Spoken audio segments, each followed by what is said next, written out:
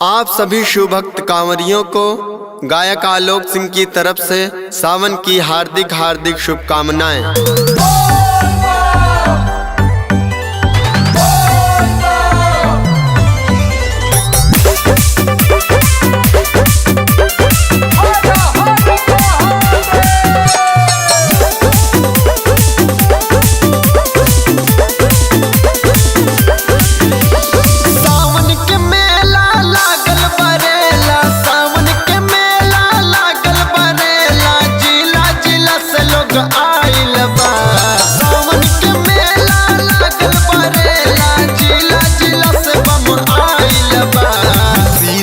देखा कांवरिया सीतापुर के देखा कांवरिया सबसे आगे अगुआ हईल बा।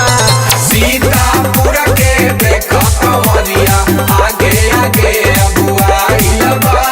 सीतापुर के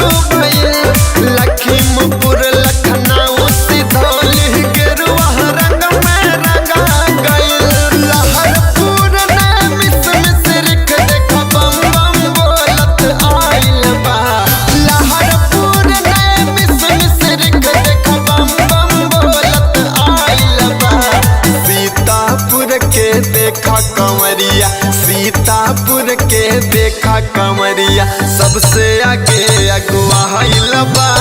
सीतापुर के देखा कांवरिया आगे आगे अगुआ हईल बा।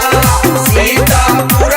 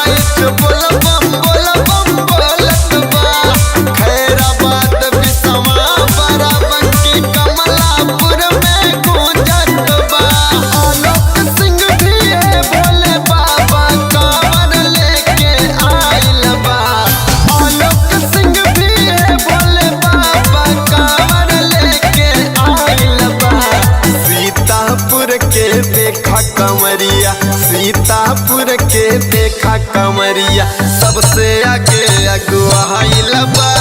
सीतापुर के देखा कांवरिया